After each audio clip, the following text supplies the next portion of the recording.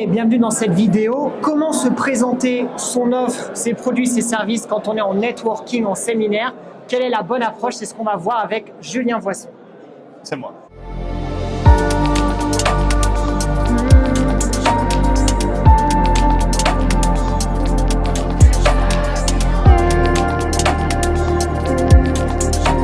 Hello, c'est Xavier, coach anti-procrastination. J'ai l'honneur de recevoir Julien Voisson, qui est un expert en stratégie de développement commercial. On va voir avec lui comment se présenter naturellement aux gens qu'on ne connaît pas en networking, en séminaire, comment savoir quand proposer son offre. Il va nous en parler. Déjà, merci pour l'invitation.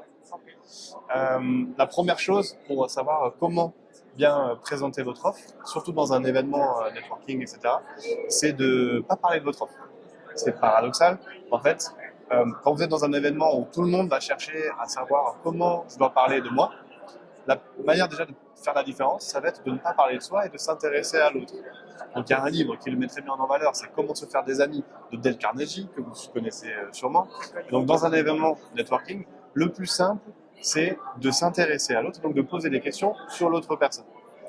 Quand vous allez poser tellement de bonnes questions aux autres personnes pour vraiment montrer que vous vous intéressez à eux, le biais de réciprocité va s'activer et donc les personnes vont naturellement vous poser des questions sur vous. Donc, laissez la personne déjà en premier lieu venir vous poser des questions et intéressez-vous d'abord à l'autre. Ça créera une ouverture qui permettra déjà en fait de mieux connecter, favoriser un rapport de confiance et ensuite avoir une ouverture par rapport à ce que vous posez qui sera plus importante. Excellent.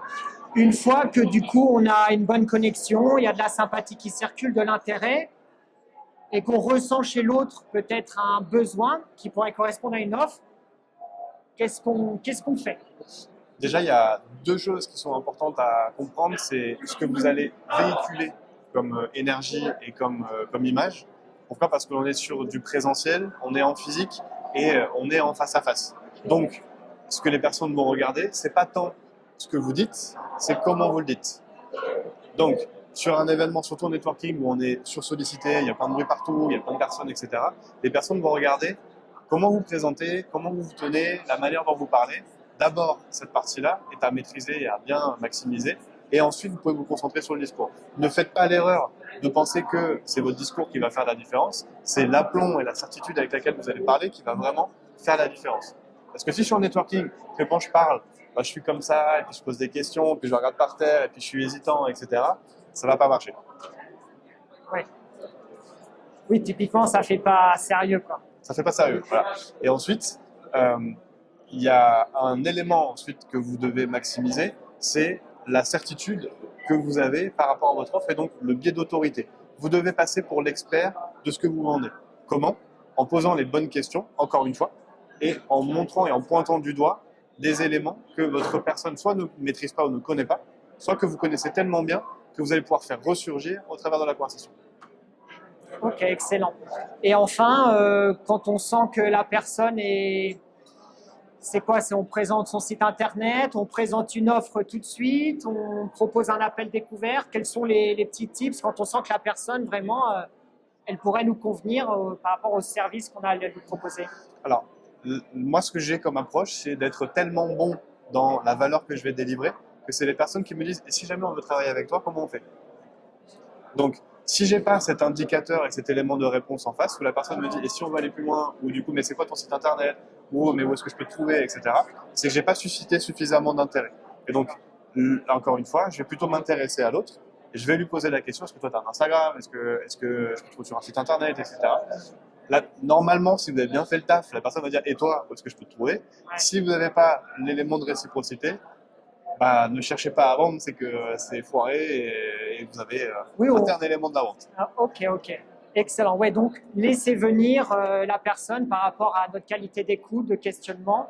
Laissez s'intéresser à nous, laissez la venir pour te dire « Ah, mais au fait, moi, j'ai un site, j'ai une carte et voilà. » C'est un point qui, je pense, va vous aider à enlever de la pression et enlever de l'enjeu par rapport à la vente. Pourquoi? Parce que la majorité des personnes en networking sont bloquées ou sont dans un état d'esprit où comment je fais pour parler de moi, comment je fais pour amener mon offre, etc.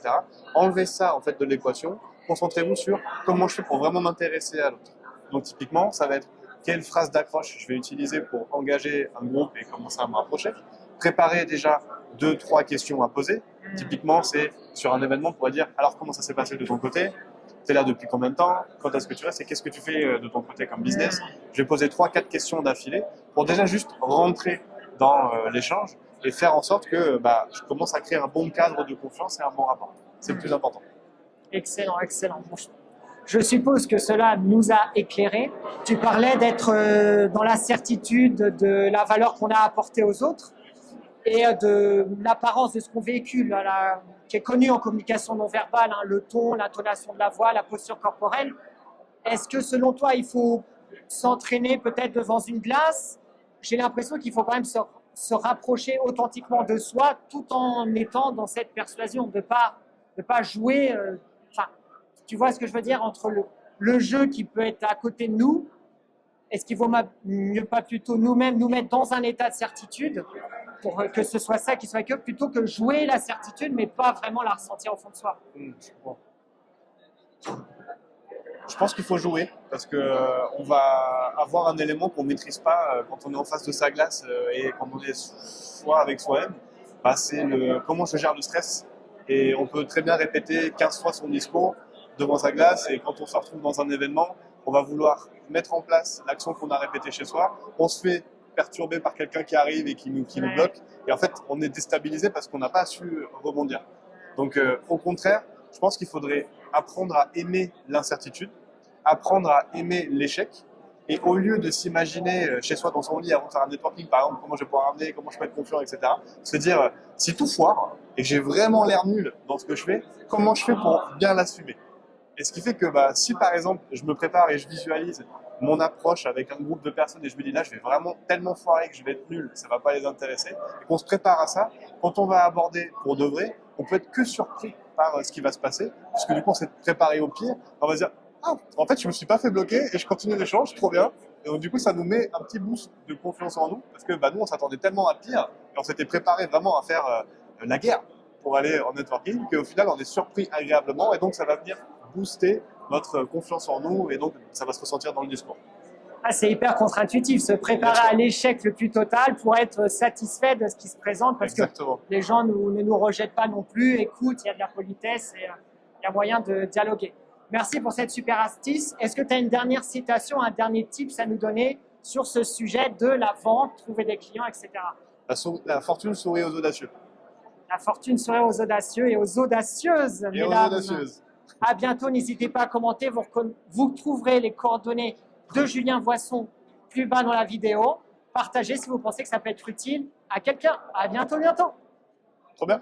Yes, ça t'a plu? Ouais, franchement stylé, c'est hyper instructif. Hein. Bon, cool alors, ça va, j'ai pas de conneries.